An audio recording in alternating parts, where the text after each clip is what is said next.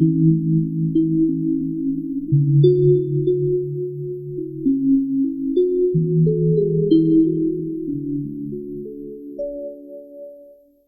my pleasure to introduce Dr. Debajyoti Bera from IIIT Delhi. Dr. Bera is Assistant Professor at Indraprastha Institute of Information Technology, IIIT Delhi. He obtained BTech in Computer Science from IIT Kanpur in 2002 and his PhD in Computer Science from Boston University, USA in 2009. His main research interests are in theoretical computer science with special interest in algorithms and complexity analysis.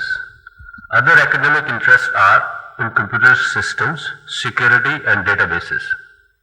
He is also interested in the application of computer science theory, especially complexity theory, in other research areas like basic sciences, economics and biosciences. He was awarded as the Best Teaching Fellow in Computer Science Department at Boston University in 2007. It's my pleasure to welcome Dr. Bera. Hello. Thank you for inviting me. I should have been here earlier, but I just couldn't make it because of the end of semester grading and stuff. But I was going through the abstracts and they just look fabulous. All very different aspects of quantum computing. It's unfortunate that I couldn't be here earlier. That also means that some of the things I'll be talking today, there might be a small repetition because some of the things might have been covered earlier. I just hope that notwithstanding the repetitions, you'll still be able to take back something after the talk. So, unlike the talks that I've seen earlier, this will be a completely different flavor. So I'm basically a computer science theorist, so we do pen and paper stuff. And I'll give you a flavor of what pen and paper things we do for quantum computers. So as I tell my colleagues that, so I have my friends who actually build quantum communication systems and those things, and I tell them that no matter what thing you come up with, at the end, we have algorithms, we have a way to solve problems on that one. So we are working parallelly, irrespective of the actual model, and I'll give you a flavor of how those things are happening in today's talk. So I'll be talking about the computational complexity of the quantum circuit model, and since I'm not sure many of you know about the idea of complexity theory, to do justice to you, I should introduce the idea of computational complexity. And then I'll go on over this quantum circuit model. It will be a very overview kind of talk. But if something is not making sense, feel free to interrupt, because otherwise you just won't understand it. How this works. Good. So let's just start with a brief idea of very high level overview of computational complexity theory. So what do we do there? So we look at computational problems. For us, a problem is a function which takes some input and has an output, as simple as that. The inputs can be integers, real numbers, rationals, sets, graphs, wires, houses, buildings, universe, anything you want. Outputs can be anything you want. There is no constraint on those things. So, below I have a list of example functions that interests us. Computing the XOR of n binary inputs, multiplying two n-bit integers, and all kind of things. On the right hand, I have solving a system of n linear equations with integer variables. Now, for those who have actually tried these things on hand, I'm not very good with this one at least. For those who have tried these things in hand, definitely you would feel that solving a linear system of equations looks harder than computing the XOR of binary inputs. No matter how you have tried it, you have tried a C program or you have tried an actual circuit or whatever it is. If you want to build a circuit for solving linear equations, it is going to be tough, I think so. So our goal is to somehow capture this idea that, okay, it looks tough, but is it really tough? And I mean, can we somehow come up with a notion of toughness and how to abstract it out, how to get a property of it, how to make a theory out of it? And that's all it is, complexity theory. So we analyze complexity of functions. Let's just be a little bit more specific because I want to explain this whole thing with respect to quantum circuits. So let's just take this particular problem, sorting integers. Most of us are familiar with this problem. Now, no matter what actual computation you perform, it can be divided into two main parts. A type of machine the underlying hardware and the sorting procedure on top of it.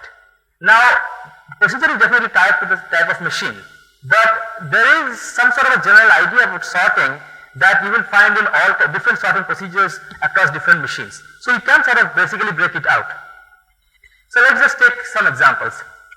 So it's not important what actual stuff comes up here. But so this is a general problem. Now one model is the Turing machine, which sort of captures stored program computing devices like C, Fortran, Java, those kind of things, real life computers. And so this is an algorithm to do it. Okay. Random access machine somewhat models RAM machines with no external storage, caches and RAMs and these kind of things. It's a different model. And for those of you who know about sorting, you might know that there is a sorting takes n log n for on computers, but here it is actually significantly smaller than that. And that is the reason is because the model has changed. Just really pointed out that once you change the machine, the efficiency actually changes. You don't need to understand what the details are there. Here is a Boolean circuit and here is a sorting network. So you can actually have a circuit for sorting. You feed in inputs and the output you get are sorted.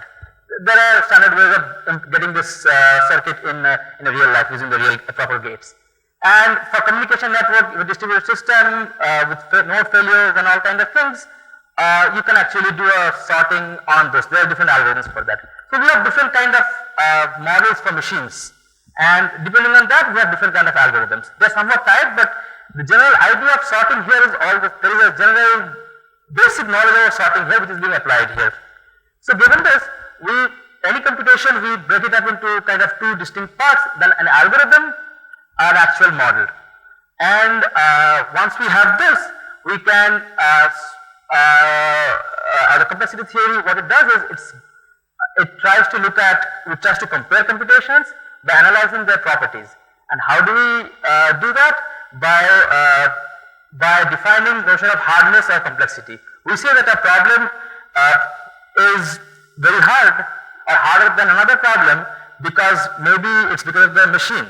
Maybe because the machine is so stupid that if you want to do anything simple, you need a lot of steps, a lot of any resource. Complexities denotes some idea of a resource. We'll come to the resources soon. But maybe a problem is such that no matter how smart the machine is, if it is the world's fastest computer, it is still going to take a lot of time because the problem itself is very complicated. It's like linear programming kind of thing, those kind of things. So we define different hardness notions and different complexity metric to look at these properties. The usual complexity metrics can be running time. There is a usual notion we mostly use, how long it takes. Another one frequently used is the number of local variables. Those of you know sorting, know the idea of merge sort, quick sort. Even though merge sort can actually take sometimes theoretically runs faster than quick sort, but quick sort is actually named quick sort because it uses fewer local variables, fewer space to workspace. And so it's actually an important resource. If you're doing a computation on a huge data set, then you often the amount of data you have exceeds your main memory. And once you go to the storage, external storage like disk, things start to become expensive. So the number of memory you're actually using, it's actually an important resource. So we try to capture that within this one. The amount of randomness is another important resource because there are a lot of algorithms out there which are randomized algorithms, probabilistic algorithms, which use randomness. And all this is just flip a coin or get uniformly a number from 1 to 10. Well, getting a number from 1 to 10 uniformly with this guaranteed uniformly is not easy. I mean, if you have an algorithm to get a number, then that number is not random. You have an algorithm for it. So it's very hard, and there are very sophisticated physical devices out there to get a proper random bits. This is actually a very important resource, and there are complexity proper measures to compare algorithms based on that. If it's a communication algorithm, something to do with distributed networks, communication, the number of communication bits, that becomes the important prime thing. And so these are the metrics, and what to do with the models, we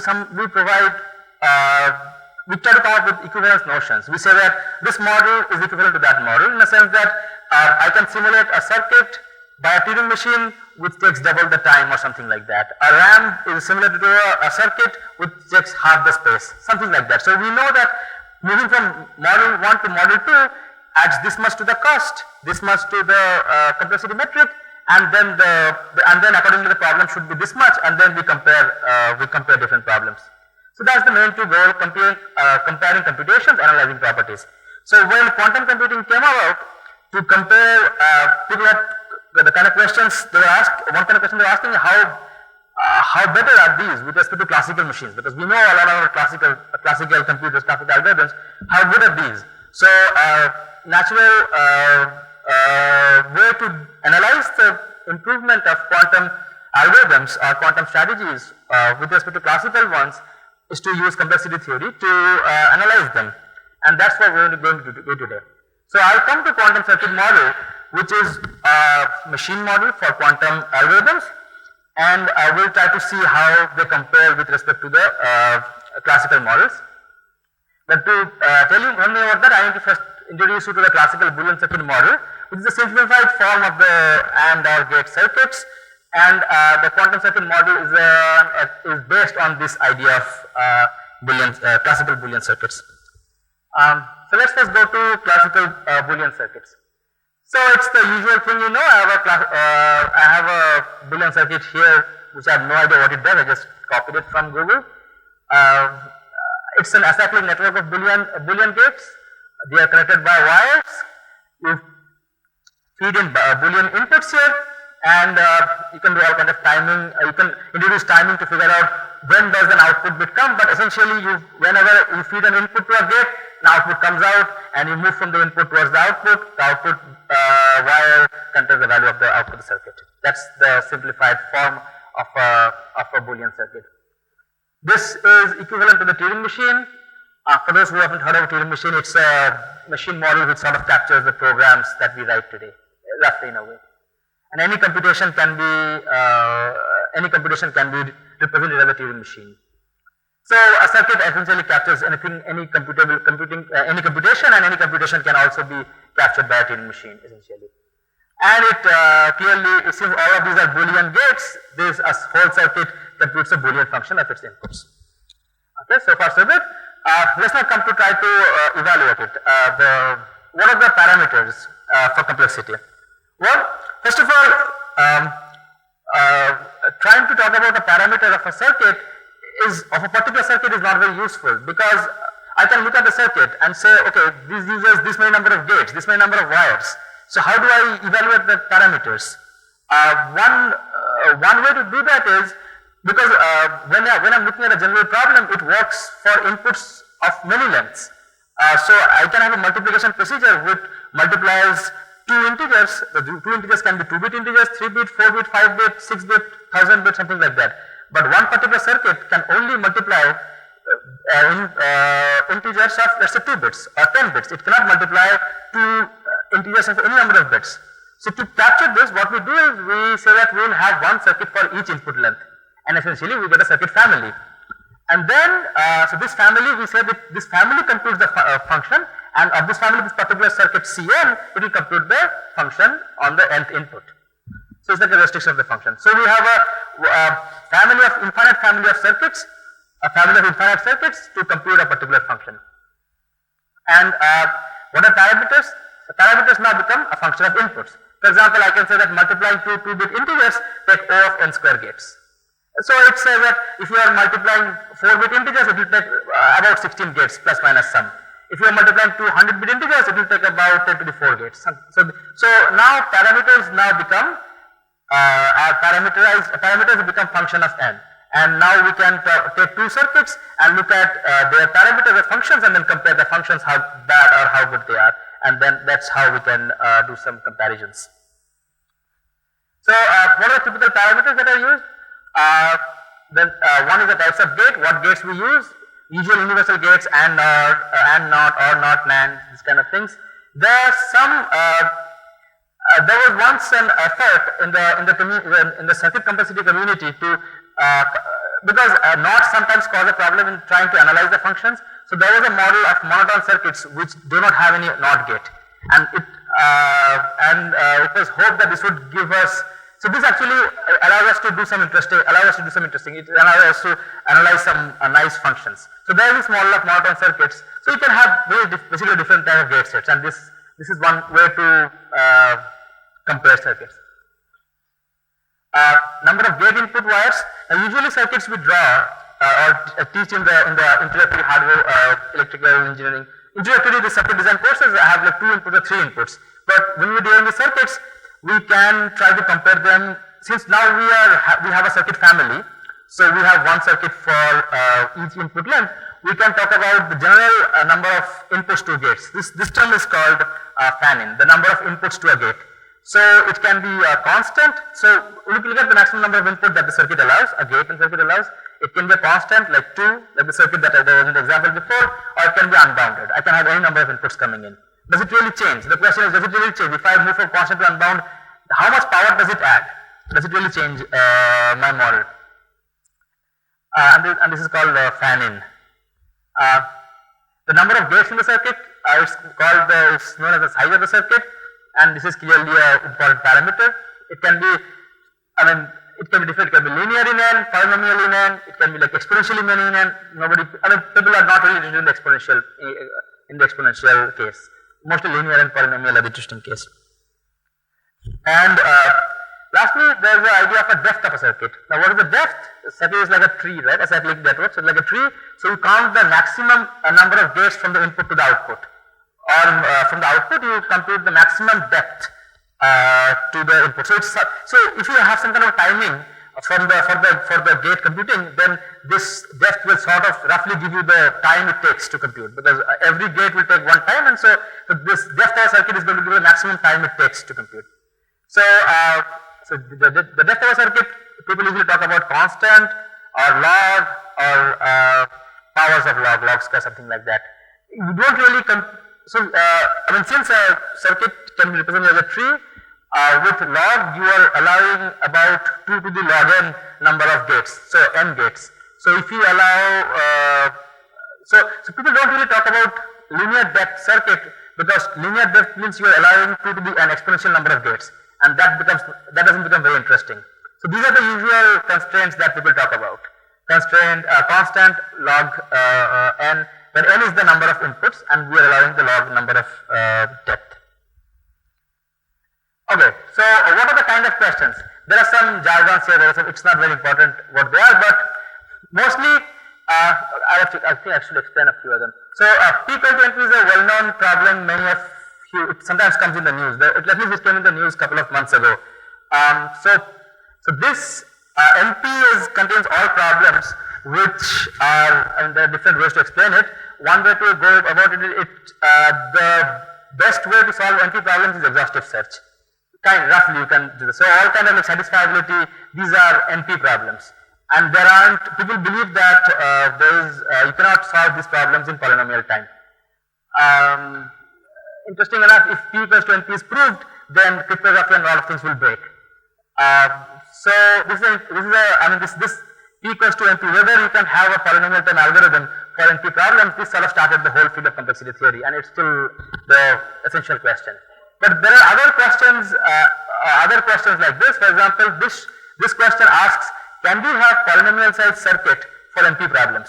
Can we build a polynomial size circuit to solve satisfiability? Let's say. Now that would be something. If you can prove this, that would be something interesting. That means we can have reasonably small circuits. Polynomial size circuits means they are not very large. I can play with the idea. The polynomial can be large, but roughly. So if we can build up a polynomial size circuit for NP, that would be a very strong result. So that's another interesting open question that's still not yet resolved. On the left, here are problems which are even more complex than NP. It's like grandfather of NP. So if NP takes 2 to the n, this takes 2 to the n, roughly. And ACC0 are circuits which are polynomial circuits with just you just add mod XOR gates. So mod gates, I think of them as XOR gates. I'll come to mod gates later. So this is a not very powerful class of circuits, and this is a constant depth circuit. So this is essentially on the right hand side you don't have a very powerful set of circuits. On the left hand side you have very complicated problems, and the question is, can we solve all these complicated problems using these simple circuits? The answer to all of them is believed to be no. and we don't know much of them except this was disproved 1 month ago after a lot of effort. So the answer is no, and circuit computer theory was invented in a way to answer these questions. So the main goal of circuit models is to give lower bounds, that you cannot do this. Since a circuit is a real thing, you can draw an actual circuit, unlike a TV machine, you can actually draw a circuit and look at its circuit. This is the circuit for doing this particular thing.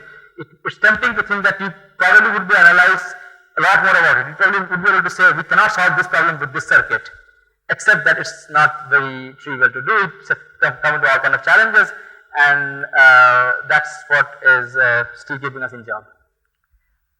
So let's just look at some interesting lower bounds that have been proven for with this Boolean circuits. So click is so if you have a graph, a network, a click is a set of nodes in it which are completely connected to each other. So if you have a vast network, and let's say we find it has 5 nodes which are all connected to each other. So all 5 are connected to each other. So such nodes, finding such complete subgraphs, these are called clicks. Finding clicks has become very important thanks to the proliferation of social networks and general proliferation of network in all kind of things. We have networks of personal information, we have networks of friends, we have networks of your academic communities. There are networks all around the world, large scale networks, and finding click is a very important problem, has turned out to be. So it was proved that we cannot compute click using less than polynomial number of gates, using this kind of gates. So this kind of results are very interesting. So also, for example, here is another thing. Parity is XOR. XOR is because 2 is extended to n bits. So we are computing their XOR of n things. That's called parity. So computing the parity, it was proven that it requires at least exponential side circuits if you want to use constant depth and unbounded fan-in AND gate or gate and NOT gate. And so these are the kind of results that has been proven, and these allow us to prove more complicated things, but these are some of the things that we can say. These kind of lower bounds are what interests us, that this problem cannot be done with this. So let's just, with that in mind, let's just come to quantum circuit model. So again, the motivation is, for the quantum part, is that we want to find out lower bounds for the computational problems, also upper bounds, and we want to figure out this problem can be solved by this kind of circuits. But the main motivation, because we want to compare it with classical circuits, the main motivation sort of, actually it goes both ways. One other motivation is that we want to figure out the lower bounds. We cannot compute this problem with this kind of circuits, and we want to compare it with classical circuits. So let me just give you a basic idea of quantum circuits. So I'll just use some notations. I was not sure what notations people have used to. So H is the usual 2-dimensional Hilbert space, 2 computational basis states, 0 and 1. So Bn is the 2 n-dimensional Hilbert space. The basis states are all we have 2 to the n basis states, and I will represent them as integers of n bit length. So these are all n bit integers. I'll denote the basis 2 to the n computational basis states as this one, and the state of over n qubit will be just a state in this 2 to the n-dimensional Hilbert space. Quantum gate is just an unitary operator which is acting on the states in this 2 to the n-dimensional space. Now what about circuits? Circuits are, since we want to compare them with classical circuits, and classical circuits only compute classical functions, we are restricting ourselves to circuits which compute classical functions. So the inputs will still represent classical inputs like binary Boolean inputs, xi's in 0, 1 value inputs, so if the input is some x1 to xn, we'll represent them as the initial state of the circuit. The initial state, the input to the circuit will be this state represented by x1 to xn. Right? So this is their computational basis state. And the output is again, it's a proper Boolean output. So it will be again a 0, 1 or a 0, 1 valued output. And so that will be, we'll say that the output of the circuit is you measure the circuit at the output qubit. Whatever value you get after measurement of the qubit, that I'll denote as the output of my circuit. So that's my quantum circuit. Okay, so I mean here I have some quantum circuit, two quantum circuits, and so let's just look at the parameters what we're going to be using. So as before we have the types of gates, we'll talk more about them in more detail, but as before we have types of gates, the number of gate input wires, how many, so this gate has input 1, this has input 3, but if we are talking about circuit family, then we can talk about whether gates take constant number of inputs or unknown number of inputs. Rest of a circuit is again the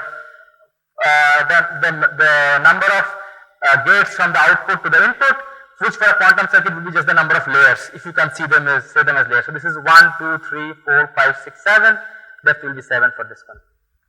Another interesting thing that comes for quantum circuit is the number of ancillas. What are ancillas?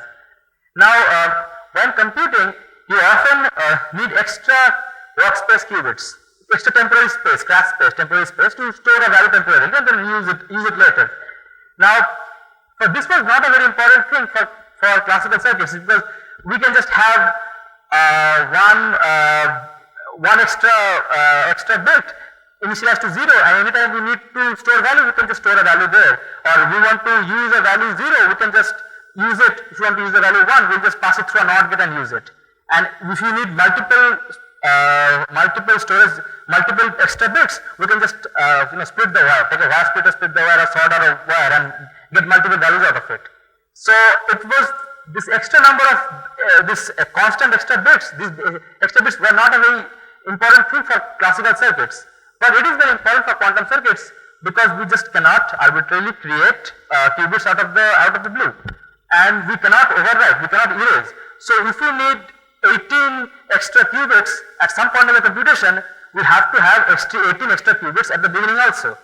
So because of the no-cloning theorem, we just cannot copy also. So it actually becomes very interesting that this becomes a very important property, the number of extra workspace qubits. So for example, this circuit, whatever it computes, so this is an extra workspace qubit whose initial value is set to 0. And now these are the inputs, and then you compute the circuit, and so the number of ancillas are 1. So we call them ancillary qubits or ancillas. And so this is also another important parameter for quantum circuits. So just a couple of terms that come in the literature.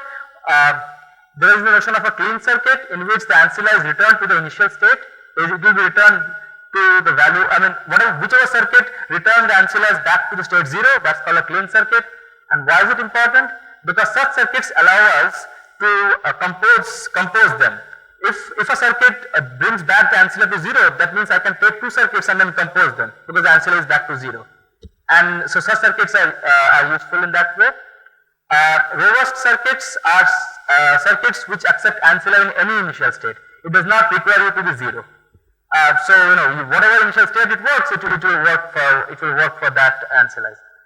It's able to work. It's a smarter way of doing it, but it can do. And there, this also means that it can work with any kind of ancilla, because sometimes you are not sure after computation what the value of the ancilla is, and if you want to apply another circuit on it, if it's not robust, that means you have to first somehow make that ancilla bit back to 0 and then reuse it. That can take extra effort. If it's a robust circuit, you can just directly go and apply the circuit, it's still going to work.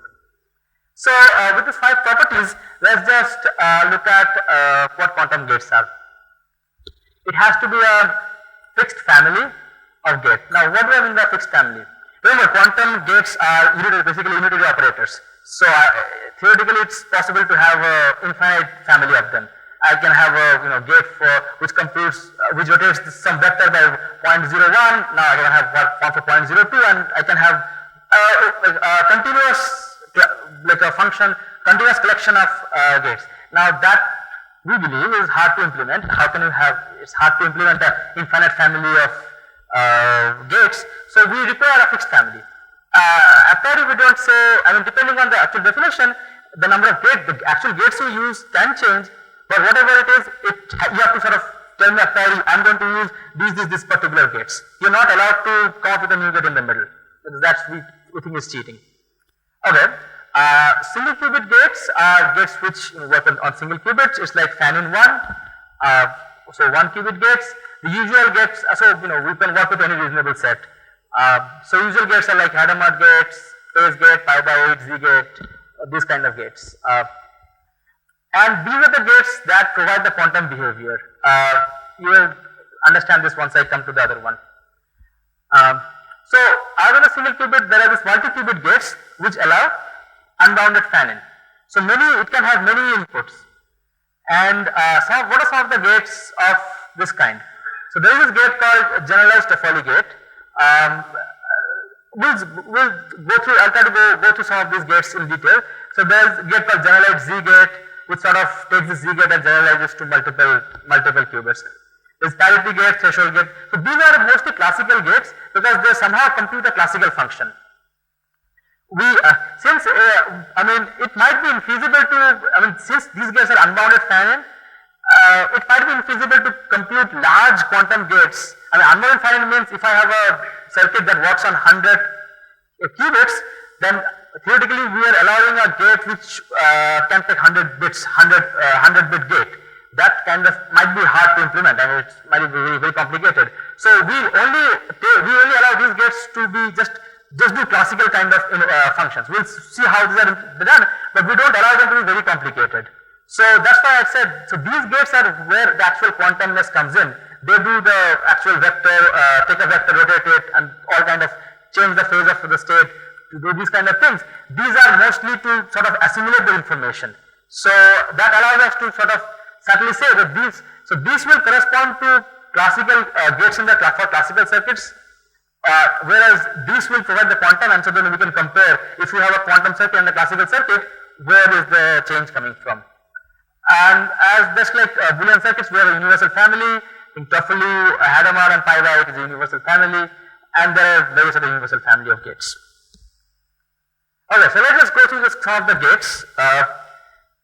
So the gates are classical in a sense that if you have a function which takes n bit input and 1 bit output, then we compute a gate in this manner.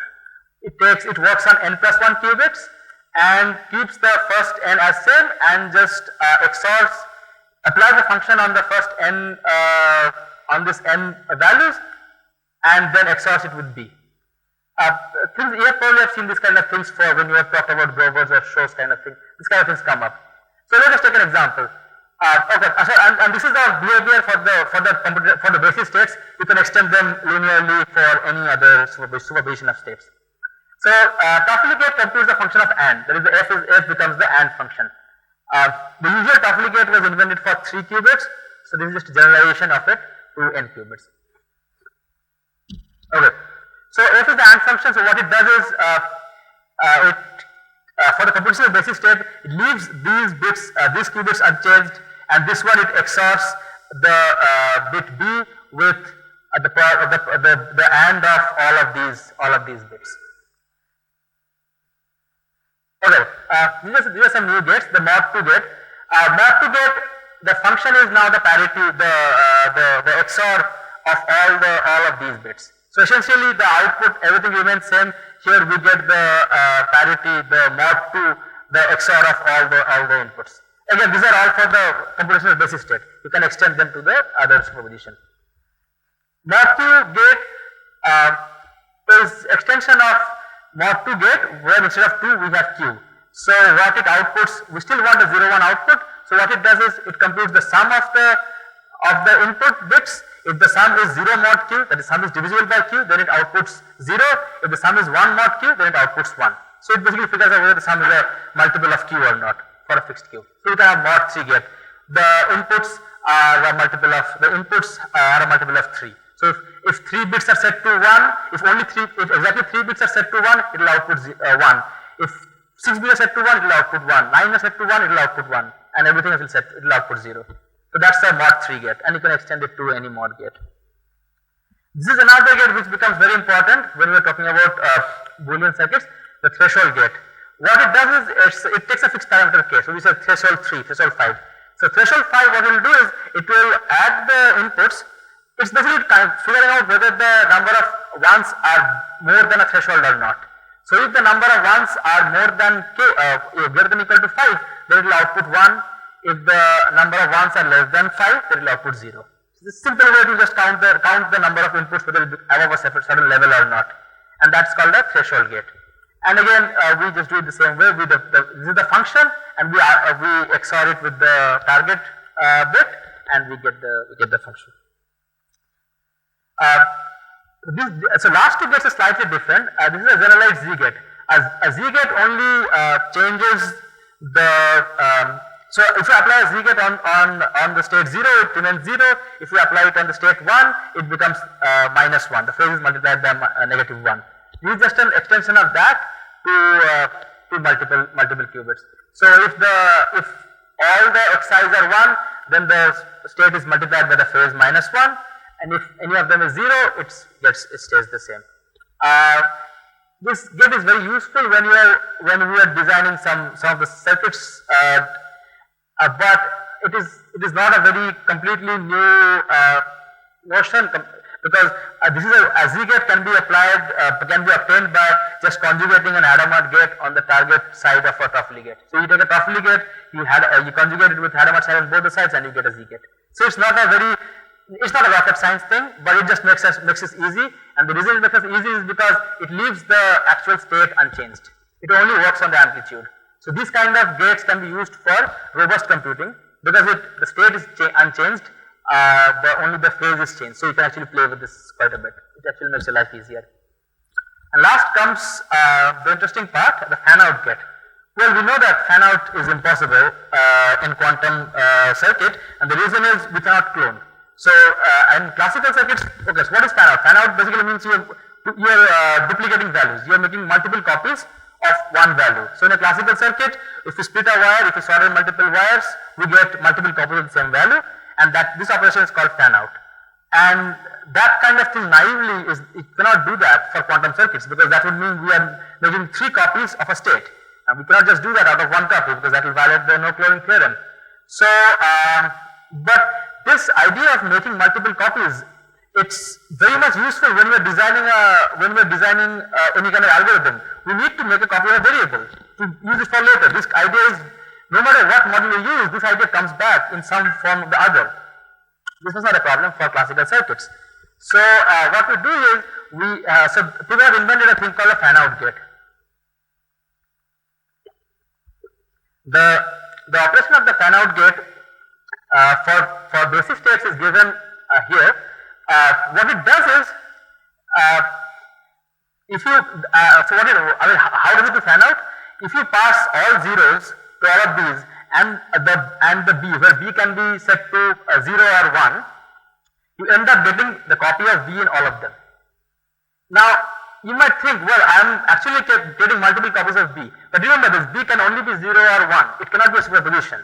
So I am not really creating 5 copies of B, I am only copying the basic state 0 into 5 places, 5 qubits, and 1 into 5 qubits. I am not able to do anything. If I pass a superposition, I am not going to get 5 copies of the superposition of the qubit here. So it's only copies of the basic state, but that is still something that will allow us to use the idea of creating multiple copies. So this is a gate called fan out gate, and these are interesting properties, as we will see soon. Okay. So let's just let me just highlight you on some of the interesting results comparing classical and quantum, and give you some interesting subtleties about these quantum gates. Let's look at the mod 2 function. Now this is the mod 2 gate, and you know if you follow this whole thing, you can sort of see that the mod 2 gate can be obtained by this is a fan out gate in the middle. And if you just conjugate a Hadamard gate on both the sides, you essentially get a mod 2 gate. Now what that means is we can compute the mod 2 operation using single qubit gates. Actually we don't even need Toffoli gate. Using single qubit gates and fan out gate, we can obtain a mod 2 gate in constant depth and linear size. It has only 2n plus 1 number of gates this gate is using. So we can compute the mod 2 operation using linear side circuit and constant depth. Whereas classically it has been proven that if you only allow corresponding to single qubit gates, we will have single bit gates for classical, which is just the only one we know is NOT gate. So if we allow NOT gates, so we are allowing unbounded gates here, so we can allow unbounded AND gates. So if we allow the same kind of resources here, NOT gates and unbounded AND gates, then we need at least exponential number of gates if you want to if you want to compute mod 2 in constant depth. So whereas in classical we need exponential number of gates for the similar problem, in quantum we can get it in only linear number of gates. So this is interesting. It shows that it shows one power of this quantum circuits in an interesting way. And if you do the whole math, if you do the whole logic behind it, the whole magic happens in the Hadamard gates. In these gates the magic happens. This is the fan out gate is just some of collecting the information. Okay, let's look at another interesting improvement. Let's look at a mod Q gate. Now let's come down here. So classically it was shown that if you allow, so we want to still again do everything in constant depth, and we allow NOT gates, unbounded AND gates, and unbounded mod P gates. Now P is a prime, and if we want to compute the function mod Q, where mod Q is again the sum mod Q. So whether exactly k Q mod Q will output 1 if the sum is a multiple of Q. So if you want to compute mod Q, the function mod Q using exponentially using mod P gates and unbounded AND gates and NOT gates in constant depth, and if P and Q are prime, then you need exponentially many such gates. You cannot do them in a reasonable number of size. Whereas it was shown that in quantum you can do much better. The rough idea is that if you have some operators, some unitary functions, symmetry operators which are simultaneously diagonalizable, that is, you have a single V and a single V such that you can write each UI as V di V dagger. Then if you want to apply all these UIs in series on a particular qubit, then you can see that these V and V daggers will cancel out each other, and then you left out with something like this. If it is simultaneously diagonalizable. And then what you could do is, you can actually use a fan out operator to parallelize all these DIs in a single layer. This is an interesting trick which you can, which allow, so if the simultaneously diagonalizable, and if you are allowing fan out gate, then you can parallelize all of them in a single layer. So this was a linear depth circuit, and you end up getting a constant depth circuit. So this allows us to create a mod Q function in constant depth using polynomially many single qubit, Toffoli and mod P gates, which is again an exponential improvement over the classical case. So we saw two exponential improvements for quantum circuits over classical circuits. Let's see another interesting thing. Let's consider circuits with bounded fan-in gates, some constant fan-in, 2, 3, whatever, fix your k, fix your number of inputs. We will only consider constant depth circuits and polynomial size. Now if it's a constant depth circuits, then you essentially get a tree out of, you get a tree here, some constant out degree tree out of here. And if the depth is d, the number of inputs that this root can reach is some constant to the power of the depth. So if it's a constant depth, then you end up getting a constant here. And we basically means that this output cannot depend on all the n inputs. It will only depend on only a constant many inputs. That basically means that such circuits are pretty useless. They are not even able to read all the input bits. So they cannot compute any reasonable function. So even if we allow unbounded fan out in these gates, the output bit can only depend on a constant number of inputs, and it's pretty much useless function. Nobody actually talks about constant depth circuits with bounded fan-in gates. Whereas if we allow a little bit of cheating, since I am allowing constant unbounded fan out here, let me also use unbounded fan out here. And let's take the same analogy. We will work with unbounded fan out gate, but every other gate will be constant fan out. So all 2 qubit or 1 qubit gates. So if you do that, then what you can do is you can again use the same idea of diagonalizability to sort of parallelize your operations, and you can show that you can do various non-trivial stuff with even in constant depth. For example, you can compute threshold You can compute parity, you can compute quantum Fourier transform, addition, multiplication, division, sorting, all of this. You can approximate them. You cannot compute exactly, you can approximate them, but you can still get pretty close compared to the classical case. So this is also a very interesting thing. Especially one reason is because QFT is used in all kind of places in Go version shows, and many of the algorithms they use QFT, quantum Fourier transform, and if you can approximate them in a constant depth, that means your circuits are becoming very significantly smaller. So one question that people ask is, are quantum circuits always very this powerful? I mean, can they do always better? I mean, always much better than classical? So there are also negative results. For example, we know that in classical we cannot compute mod 2 function, the usual XOR, in constant depth. Specifically, we know that to compute mod 2 we need exponentially many AND or NOT gates if we want to deal with only constant depth circuits. This was a significant, very famous result a couple of decades ago, and we right now know a version of this also for quantum. That is, if you want to compute mod 2 using constant depth, we are only allowing a family of single qubit and Toffoli gates, then we cannot compute mod 2. This is a small limitation here, we can only allow linearly many ancillas. We don't know what happens if we allow polynomially many ancillas or many more. This is still, so we don't have the full glory what we have here, we have some to some extent. So let me wrap up in the next 5-10 minutes. What do I want you to get from this one?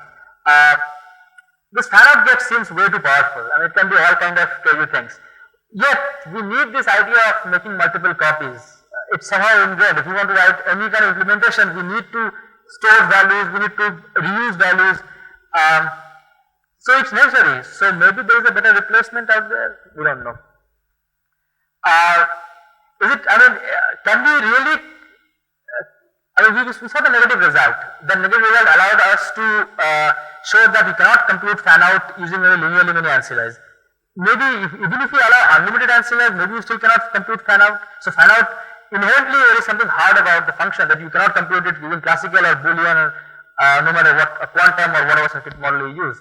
Maybe it is that powerful. So this is one interesting area that people are working on. Can we compute exactly threshold using fan-out using threshold?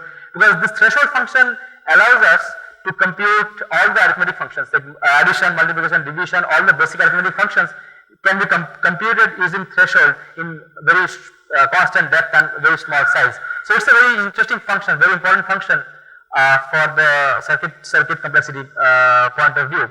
So can we compute threshold using fan-out? By the way, so there was I saw a paper by Steve Fenner who gave a Hamiltonian to compute the fan-out. So he thinks that you can actually implement the fan-out gate in real practice. So in that case, it will be an interesting thing to see. There was this thing I pushed under the rug, this approximation. So the approximately computing, using fan-out in constant depth, we were able to compute all these arithmetic functions in constant depth. Well, this approximation is actually not, it's only polynomial, it allows polynomial error. It does not, the error is not exponentially small. And so, so we would like to get it exponentially small because then it means the gate has very few errors. If there is polynomially many errors, we are still allowing a lot many errors for the gate. So that's one area of interest. It can be shown that fan-out is equivalent to constructing a cat state in constant depth. So, you can use a fan-out to construct a cat state in constant depth, and if you can do the cat state in constant, you can also compute a fan-out. So, and this cat state has an very interesting way of, very interesting notion of entanglement. So maybe this can allow us to this equivalence notion can allow us to get us interesting results about lower bounds using entanglement. If you can somehow bound entanglement, then we might be able to prove more circuit lower bounds, because that's a thing we don't really understand too much. circuits at least for circuits, and it makes life very difficult. Then as we have sort of told that ancillars are very important resources, and there has been no work on the power of ancillaries. What happens if you move from constant to linear, linear to polynomial, polynomial to unbounded? Do we get significantly more functions? Do we get the same functions? What's the story? I mean, definitely when quantum computers come about, the qubits will be expensive. They won't be very cheap, and so it is a very important thing to know how many extra bits you need. And lastly, quantum circuits, they are inherently probabilistic. You when you measure them, you get a probability function out of it. You get a result in a probabilistic way. So they inherently compute probabilistic, and there are well-defined notions of probabilistic circuits even for Boolean circuits. So one area to look at is to extend the quantum circuits to compute probabilistic functions and try to look at their properties and compare them. With that, I'll wrap up, and if there are questions, I'll take